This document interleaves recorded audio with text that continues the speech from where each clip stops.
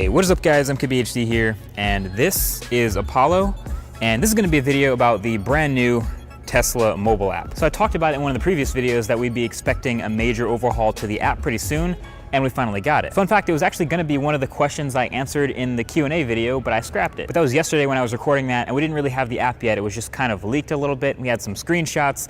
Now, a couple of hours later, the app is live, and it's beautiful. So both iOS and Android got this refresh at pretty much the exact same time, which is pretty rare as far as apps go. But yeah, we'll go ahead and open it. First thing you'll notice right away is the icon is new. It's no longer that skeuomorphic 3D look. It's a lot flatter now. The splash screen is a lot flatter, and then immediately we get a representation of the car at the top. Like, everything about the car is accurate. The lights, whether they're on or off, the wheels. I do have the winter wheels on now, but when I put the summers back on when it gets warm, it'll be pretty accurate. And the paint color. And you can see the door is open. So let's go ahead and close the door of the car. And it closes in the app too. And then everything else in the app, all the controls you have are exactly the same. In fact, there's pretty much no functionality added. It still does all the same stuff to the car, with the car. It's basically just a fresh coat of paint. So at the top you have the car's name and its status, how many miles are left on the battery. And then you have three little quick controls here. One, to turn on the fan for the climate control, and then the car will immediately start heating up or cooling down.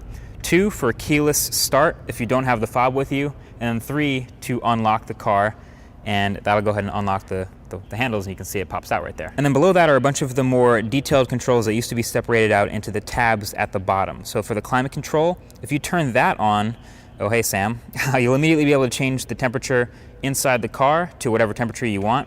Obviously it's 66 now, so going up to 73 requires heat, and you can see the little animation turn red. Now again, there's no new functionality, so it's not like you get like the seat heating now, you don't get a steering wheel heating now, or at the defrosting. None of that is added, and I feel like maybe there's some new plugs in the API in this new app that will let that be added in the future, but as of right now, it's still all the same functions as the last one, just a little faster. So in the controls here, you get all the same things that you had in the last app, so you can vent the roof again, lock or unlock the car, flash the headlights if you want, honk the horn.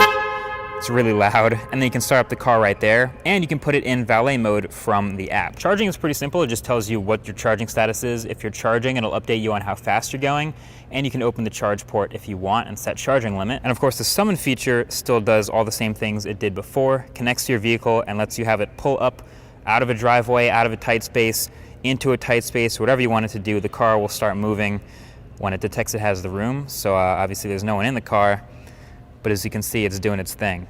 I'm just gonna have to trust that it sees me. Cool. Wait, hold up. Wait a second. Good job. So that's really pretty much it. It's a fresh coat of paint. You get all the information about the car. It's all accurate. It's much cleaner now. But again, there's no new functionality. It does all the exact same things that you saw in the first video. So if you're curious about what it does and what it looks like in action, that video is still accurate. The one thing that did add, which is new on both Android and iOS, is fingerprint recognition. So you now have Touch ID on, ooh, that's reflective, Touch ID on iPhones, and just fingerprint recognition on my Android phone. Everything else is the same, the referral code is the same, your vehicle information is the same. It's just much better looking. Oh, and for those wondering, the car itself has been awesome in these last couple weeks. You remember the last video I did about the Tesla was because it was having issues. This is to update you on the fact that it's been perfect since then. So great on that too. Anyway, that's pretty much it. Thanks for watching this quick video. Hope you enjoyed, and talk to you guys in the next one. Peace.